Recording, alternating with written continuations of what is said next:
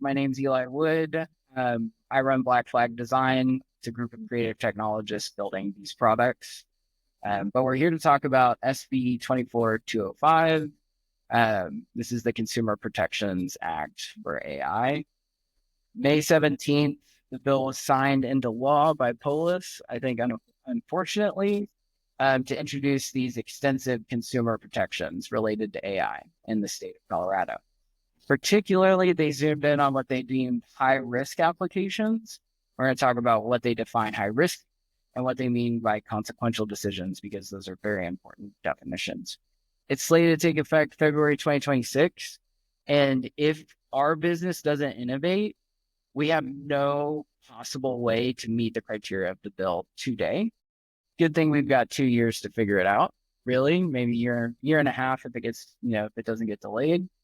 And I've got some ideas for how our small business will actually be able to meet these standards. And I think that's actually what I'm most excited to talk about is like, how do we meet this challenge, right? So I'll introduce the bill and this sort of notion of consumer protection. We'll delve into the specific provisions and what they mean, but we're not going to get jargon legally, right? But I really want to fast forward into the implications for organizations that are both developing and deploying AI, which in our case, we're doing both.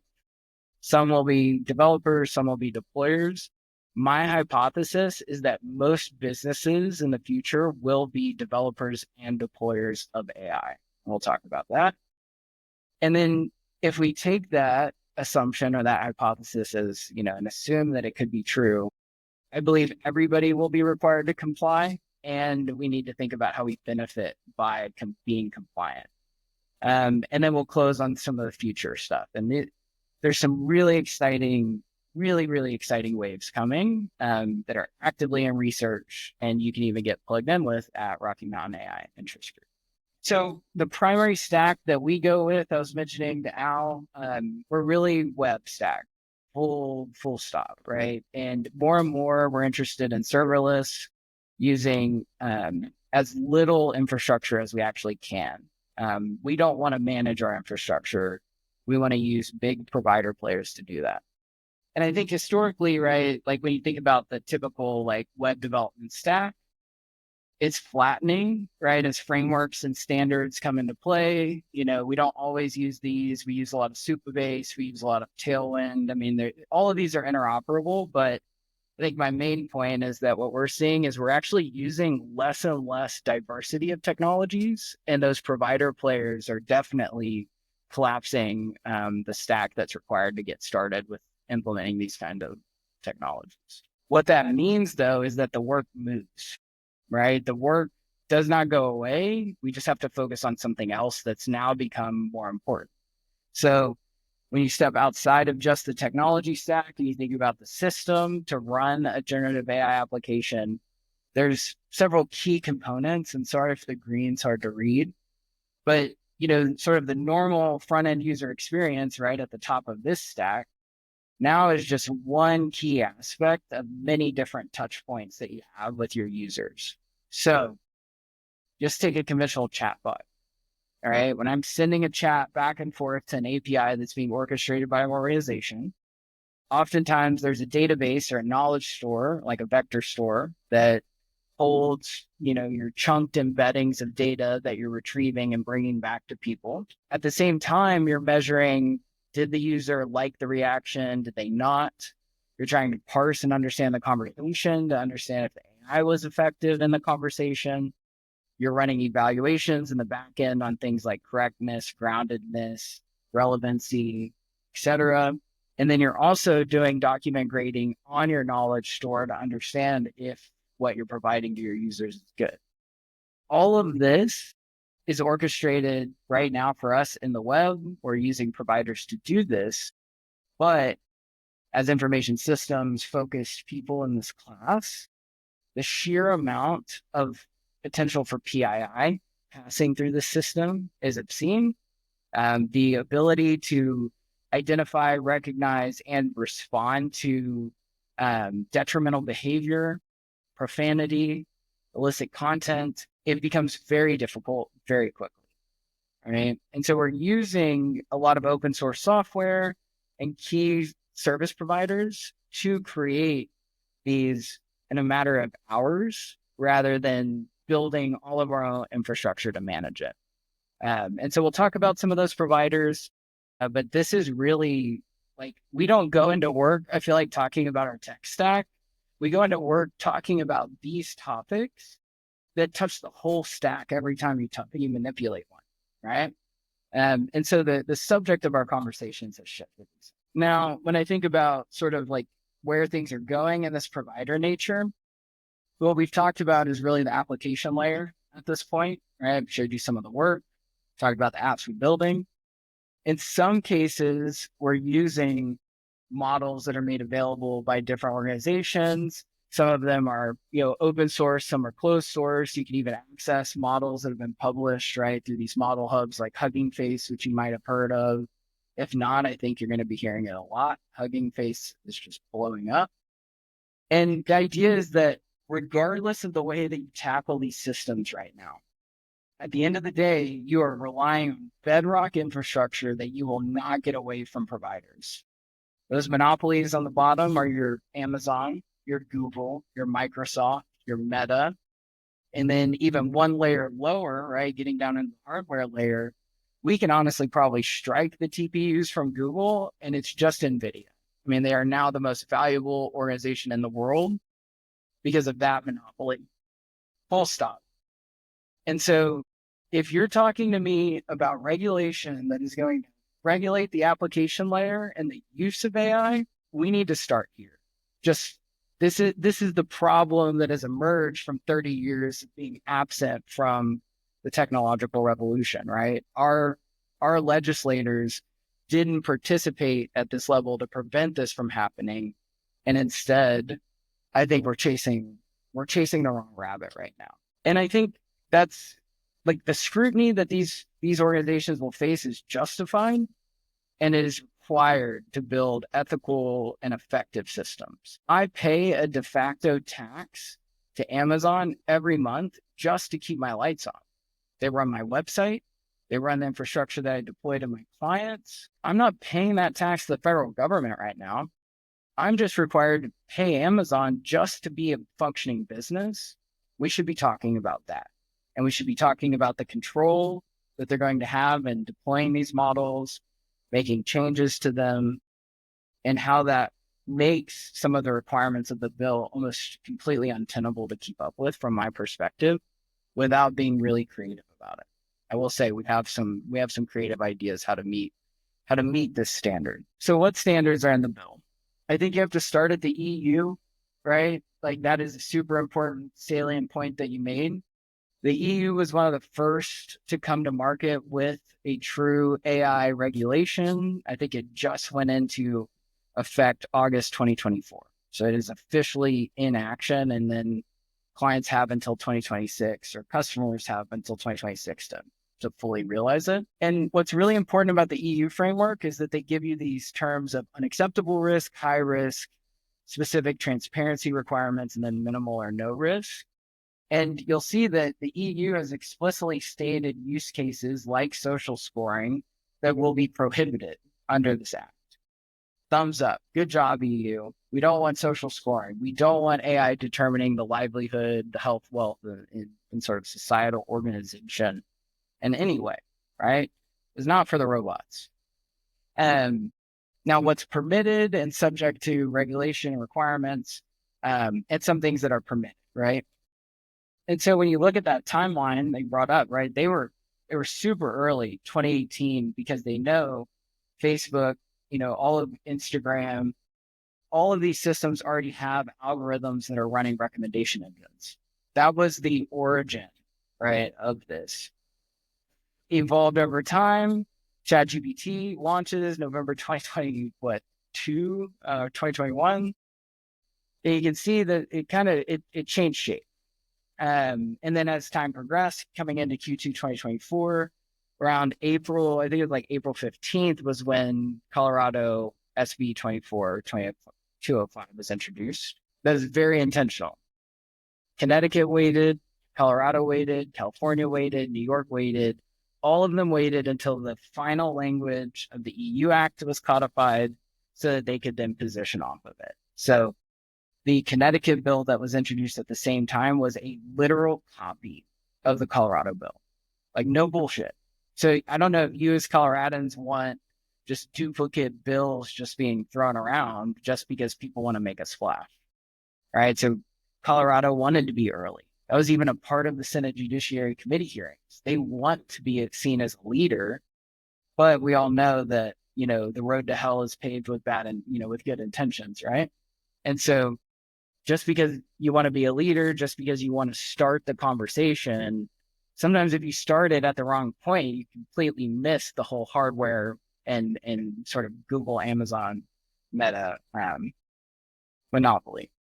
The act is short. It's only 26 pages. It's a great read. I think it's well written. I don't really have any criticisms over it. I live with an attorney. We nerd out about this stuff together. So we just poured over it, and I'm not going to bore you with all of the statutes and the kind of relationships of them, but I just want to give you the key terms that are going to be salient and prescient into really at least 2026 until they land. So the main focus is to protect against algorithmic discrimination, and they have a stated focus on what they call high-risk AI and the impact it has in consumers on consequential decisions. Those are really the three key vocabulary terms, right? And so when we think about algorithmic discrimination, right, what the hell does that mean, right? When you start to dig into that, people like National Institute on Standards and Technology have been talking, sort of OECC have been talking about algorithmic discrimination for a long time, and the way that systemic bias, computational bias, human bias influences the technology systems that we're all responsible for setting up, maintaining, and delivering, right? And so bias appears in all of our work, right? I'm not a psychologist, but I'm going to respond to a problem differently than every single one of you because of the inherent bias that I hold on my upbringing, where I come from, what food I ate earlier, if I'm feeling bad, maybe I'm alone. It's going to be very difficult to truly pin down how do you regulate algorithmic discrimination, because it is a very complex psychological topic that doesn't hold its roots in technology. It holds its roots in the human condition, right? And so I think it's kind of a fallacy to even focus on just algorithmic discrimination. I would much rather be specifically regulating revenge porn or specifically regulating doxing. There's so many other things to specifically focus on than just algorithmic discrimination. That being said, to really understand what high risk means, you got to start at risk, right? So risk, as defined in these frameworks, is a composite measure of an event's probability of occurring and the magnitude at which it can occur. And so then if we think about high-risk AI, the way that the bill frames it are systems that introduce risk and are used to make consequential decisions, right? And so the consequential decisions that they line out are things like determining education enrollment, determining insurance rates and underwriting, representing legal services, healthcare services, government services. All of these will be subject to the bill to be able to be deployed, which I think is a great call. I would not go to bat with Senator Rodriguez on what they're laying out here, but I don't think they went far enough if you're going to go with this, right? I really genuinely think if something could be tied back to a health, life, safety event, that should have been listed here, even as a broader term. I would like to see us focus on more explicit items like revenge porn, recreating people's personas and likeness without their permission. I wish more of that was focused here rather than these sort of what reads as broad business verticals. I don't think they're actually talking about the relevant decisions that will go into these. I also believe that when you look at the framework diagram that we showed with the monopolies, if I'm using OpenAI or Google Cloud as my large language model provider and they make a change, how does my reporting requirement change now? I don't even have control over those systems, but I'm definitely a consumer of them. And so how do I know when they've made a change that could impact one of these to even be aware of, right? So we're going to get into this spider web of okay, if we're in education, but we're not doing enrollment, but we're helping people who are talking about enrollment through these AI systems, but then they use that guidance 6 months later to set up a system that where how do I know if I'm contributing to a consequential decision is a very difficult question to answer with this bill. It's overtly broad while also being a bit prescriptive to business verticals. I also would really recommend anytime you read bills, you should always go to the appendix that's published on the site because they tell you how much it's going to cost the consumer. So if you get fined for this, it's going to cost you $20,000 ticket for every deceptive trade practice you've implemented. I think $20,000 is like 0.0005% of like 1 year of Microsoft. Like, what are we talking about here? Like they wouldn't even flinch, right? And so $20,000 speaks to the application layer. It speaks to the developers and puts the onus on us. That being said, this bill is estimated to cost Colorado about $670,000 next year, $650,000 next year as they like spin up the office. They deal with the complaints that come in. Right, they're going to start running that function now, so that they can start to build out like what it looks like to actually service the bill. There's some other interesting points there when you read it. Like the appendix is actually like super legible. It's like kind of it's a good summary, right? If you're interested in what's going to happen. And so it talks about how like the sort of law department is going to have to act, what's going to happen in the judiciary. Pretty neat stuff. Skip over that. So what does it mean, right? And I wanted to kind of delve into the provisions of the bill a little bit more to talk about specifically like what it means to develop around it. And I thought this was a funny example of, you can see that since ChatGPT was introduced, the amount of times that Delve appears in scientific research has skyrocketed because they're all fucking using ChatGPT to write their papers now. Like very clearly, right? And so we have to be very careful about the risks, right? People get really excited. They start to adopt the technology, and all of a sudden we're watering down scientific peer-reviewed research. That's the problem we're in right now from a usage perspective. And so beyond just knowing what risks I'm incurring, what impacts I'm incurring, kind of getting at the emotional change management point I was making before we started, the actual like rubber hitting the road that's going to be very difficult is a human capital problem of, enforcing, if people see something, say something. How do I set up the culture that this is something we care about? How do I know what our tolerance for risk is, knowing that we have fiduciary obligations if we're a public organization, right? How do we make all of these decisions knowing that today data is fragmented and siloed, right? Like the organizations are fragmented and siloed.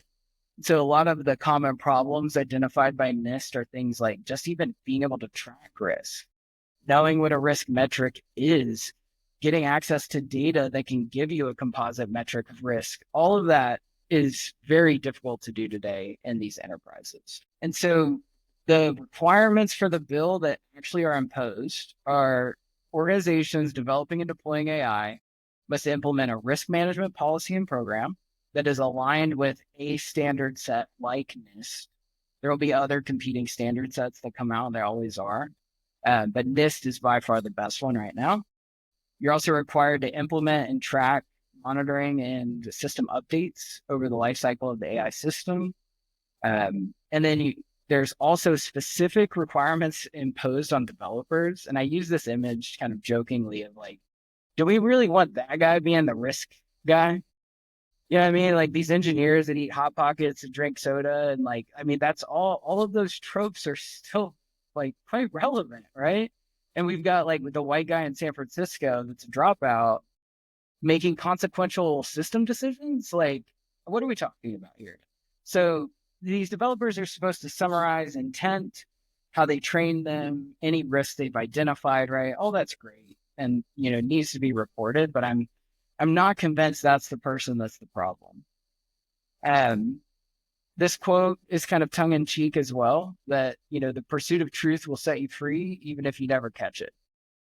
And so I believe that the requirement of impact assessments to be done within 90 days after modification is made. How many commits did we push today? At least, right? We squashed like one commit that was 14, we squashed a PR that was 14 commits. And so if every time I commit and push to production, I'm supposed to update my impact assessment, how is that possible within 90 days, right? If I've changed the system most likely 1,000 times in that 90 days, in all reality, right? It's untenable. And then finally, you're supposed to notify consumers now before any consequential decision is made. Awesome. Good job, Senator Rodriguez. Great. Is that really going to make people read it and not just check the box? No, right? It's the same problem. It's the same T's and C's, same acceptable use shit. It's still a huge problem. And so if I have to throw a modal up and say, this is a consequential decision, how many of you would close that page?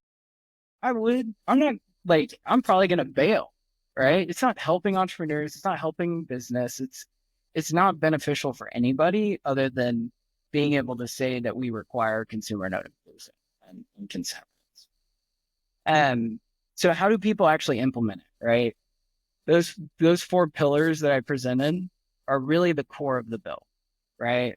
Just a quick recap. Risk management policy and program documented.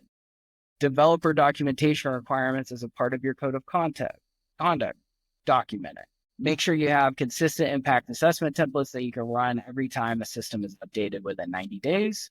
And you have clear consumer notification and rights disclosures, right? If you do those 4 things, you are adhering to the bill. Great job. NIST recommends following some of these tools, right? So they have this core resource. They've got a roadmap so you can plot out how to be risk mitigating. They've got a playbook so that you can use these methodologies to avoid the risks from these types of bills or, risk hurting somebody else. It's a mess. It's just a total mess. So that based on small business numbers, like we have a certain amount of employees or certain. There is a new sort of caveat that was introduced that said that organizations under 50 people will have special requirements that should be less stringent, but they haven't identified what explicitly those are. They've spun up like a task force that's meant to define more explicitly those kind of thresholds. I mean, You will probably just try to keep your employee happy. which won't be a hard thing to do with AI. And so I think that's also a problem with the bill is that it's sort of contrived in this archaic idea of bodies in a room making decisions when 89% of software is developed distributed, right? So people aren't gathering that. It's not like there's a centralized 50 people making a consequential decision. There's hundreds of developers touching a live application, making many decisions that could impact that. Right? So it's fraught with issues, and there's really no clear way to actually implement these frameworks until today. Now, I've got some ideas, right? So let's talk about it. So I'll speed up and then we'll wrap up. I believe that most businesses in the future will be developers and deployers of high-risk AI systems. They'll all be using foundational models that they have no control over, that they don't know about, that they won't be able to report on accurately. And I believe as the bill is written, many businesses will be unable to report and will be set up for really failure and just set up to be targeted with these kind of consumer protection complaints. The reason that is because today, right, if you were to install the AI risk mitigation framework of sort of mapping out your risk, measuring your risk, managing it, right, this is all out of NIST. You want to govern that risk through some kind of GRC board. No business has those functions today, right? No small business is going to be able to do those things while also just trying to maintain a 28% margin and trying to keep their 13 people fed and happy and employed. At larger organizations, I believe what you're going to see happen is they'll establish, are you familiar with Spotify tribe and squad models? It's a very sort of friendly management framework in software teams where you organize groups in tribes and squads. They work on discrete tasks, but then, have some shared commonality in product families or technology stacks. And I think what we're going to see happen is you'll see these like risk mitigation teams pop up as guilds. They're going to be much more self-organizing first. You're going to have a lot of people that really care about the ethics of AI. And I think these are actually going to proactively pop up as communities inside of businesses before they're formalized in the sort of framework type of view. But whenever you look at it like this, right, and somebody's like, hey, you want to come join the AI risk team? We do this, right? Or, hey, you want to come be on the AI risk measure team? We do this. It's like, no, right? Like it's so esoteric. It's so disconnected from the product. It's so disconnected from the people. All of it is self-referential about risk and about managing risk and about compliance. And none of it serves entrepreneurial innovation whatsoever in any way. And I think we need to rethink that. And so there's easy ways to get around a lot of the reporting requirements, right? This is another issue, is that if you go with a service like Azure's OpenAI service, which is something we're using in the Wildfire project, you can create kind of what we call anecdotally as these private filing cabinets, right? And so Azure, Microsoft has their partnership with OpenAI where they host the models in your Azure instance. No tokens ever leave your Azure, no completions. There's no opportunity for data to leave your system other than like an external prompt injection attack in transit. That is like the closest way that somebody could get to you, right? So concerns of sensitive classified material, doable given what happened with Jedi and where we're at. This can happen in AWS, this can happen in Azure, no problem, right? Your data is controlled, secure, as long as it's within your perimeter, no problem. So I'm not just relying on OpenAI, I have much more control. I own the whole system, right? Now, what I think is more important than this, though, is that AI is going to allow brands to grow and existing brands to connect or redefine the way that they show up. And so on the privacy security front, I don't think that privacy and security is a differentiator in the way that it was in the early 2010s, right? Like there's a lot of people really like sort of championing privacy, security, anonymity, temporal storage, et cetera. Now we're in the days of like zero trust infrastructure, which is all fabulous. But I think that the values at the core of these brands will actually be what shines through, right? Anybody can spin up an Azure instance and throw up an OpenAI service and have a completions model in a day. I mean, it's not like we're talking about massive motions that we have to put in place, right? It's literally a button that says deploy Azure OpenAI service, right? So what is the actual work, right? I think it's the question we should be asking ourselves. If more and more of our work in sort of platform engineering and DevOps is automated, from my point of view, this is where the work is going to be. It's going to be on brand. It's going to be connecting with people and how business shows up.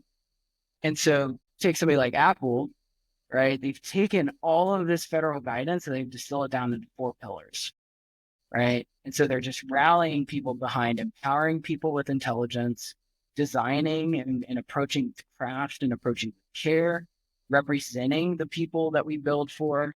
And that's diversity, that's equity, and that's inclusion, belonging, and then of course, privacy at its and I think the key point here that they make and why I'm really hot on if OpenAI is the Netscape of today, I think Apple's going to just win the whole game. I really do. And their private cloud compute is we'll talk a little bit about that. So how do you operate in this new world, right? Like how do I actually implement these things? So internal risk management process, right? I've got to install all of these things to be compliant with the bill. I've got to have regular assessments. I've got to document a record keep for 3 years.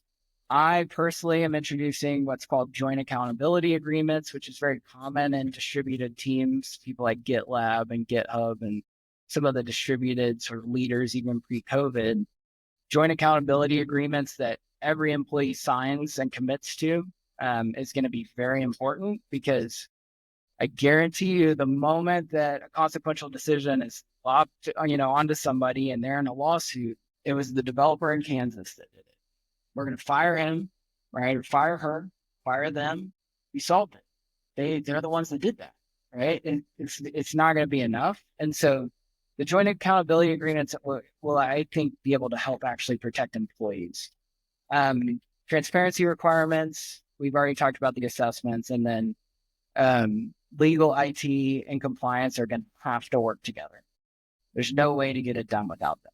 And so you have to conduct your impact assessments. There's a great template from TMC. If you guys are interested in what it looks like to actually document this stuff, it's just everybody just going like, I think that's risky. I'm going to write that down. There is no like consensus on what it actually means to be at what level of risk. Right now, it's self-declared, right? So if I categorize it and rationalize it in a certain way, I'm not high risk until I get the complaint, until I get the fine, until I go through the suit. Right? And have to figure it out. Finally, almost done. So where do we go?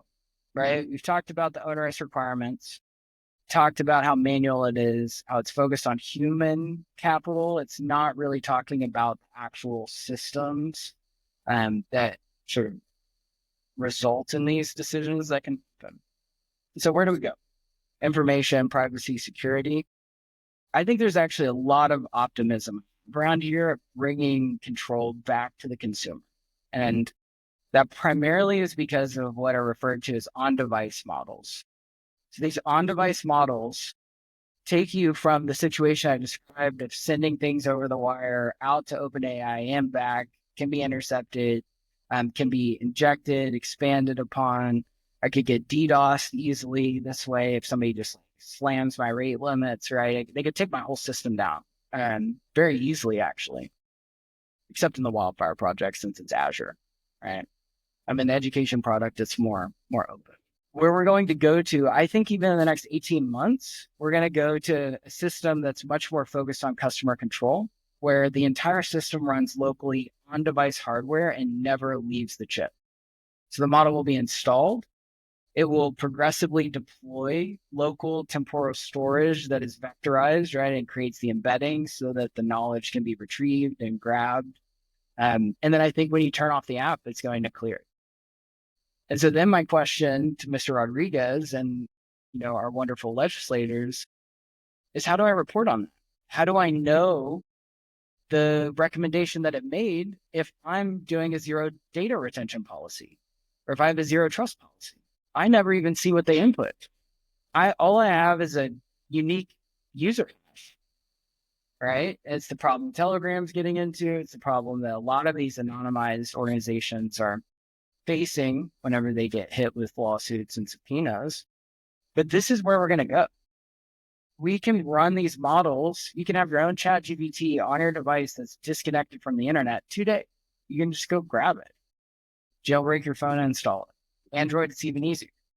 So on device will be the way.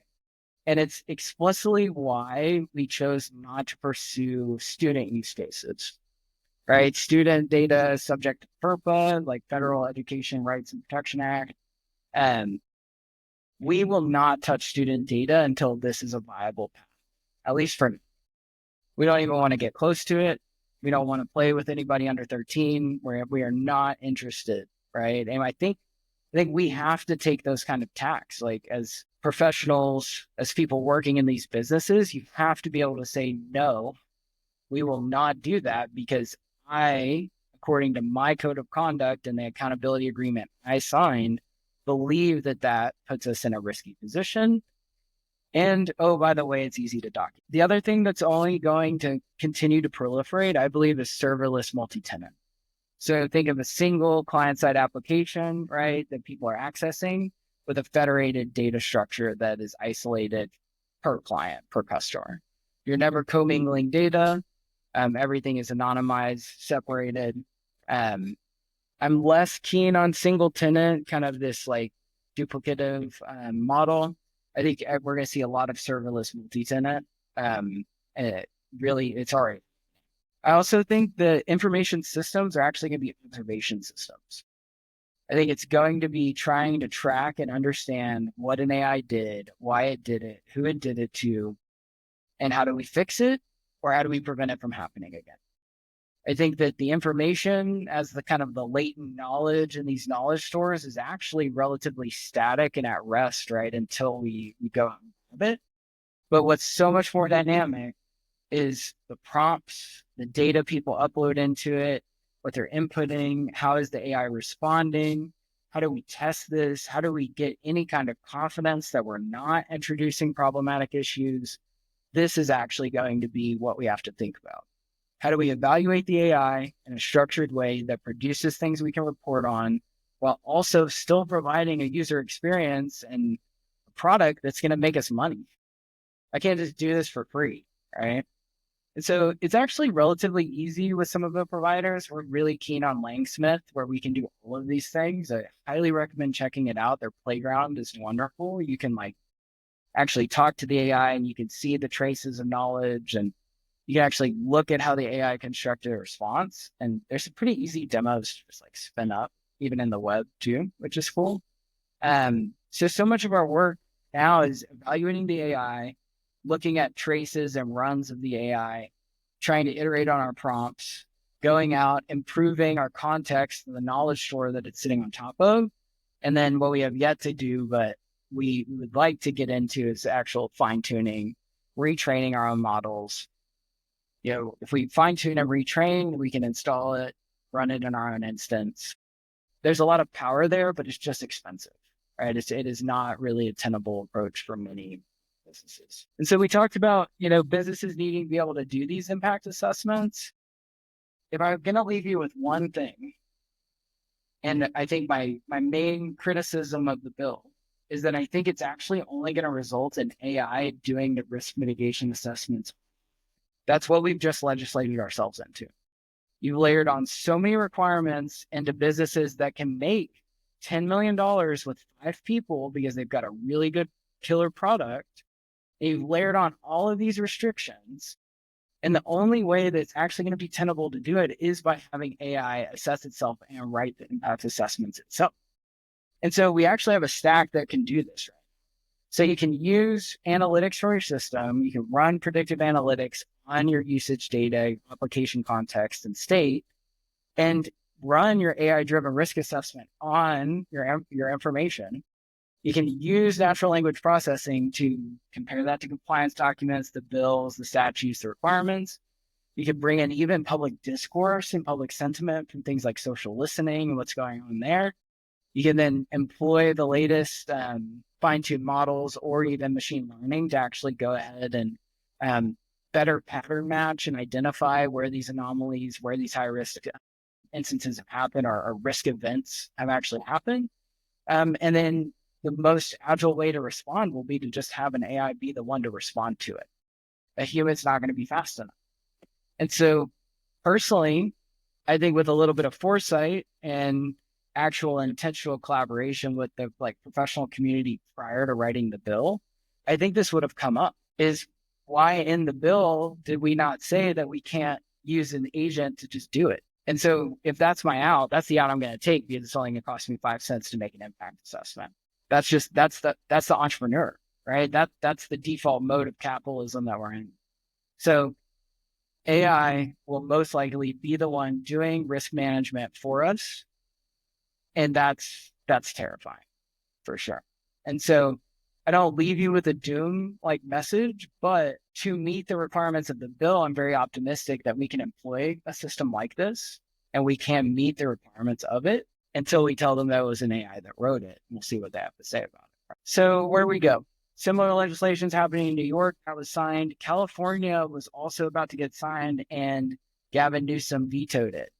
And we can assume why, right? Apple, Facebook, Google, Amazon, they're all in his backyard, right? But there's a trend here. So you're going to see more consumer protections requirements. I looked today, and there's 114 federal acts currently under consideration related to artificial intelligence and consumer protections. 114 of them at the federal level, let alone what's happening at the state level. we will most likely fall very behind from a regulatory perspective and never catch up. But there's many people that want the Wild West, right? And I'm not necessarily one of those entrepreneurs that just believes in no regulation. Like I said, I think there's very clear things that I find unacceptable based on my moral code. But I know that that's not shared by everybody, right? And so I think there's going to be a lot of opt in. And then I think that really, if I can leave you with the brand point, I think the transparent AI observable systems that tell you what they're doing, it does actually improve the entire holistic nature of your business. Like if you can lean into that and operate in transparency, clarity, and be open source about what you're doing, I think it's actually going to improve your brand value versus keeping it too close to the vest, right? And so that's where I'm at. I'm sorry it took so long. It was a great conversation. Any questions, thoughts?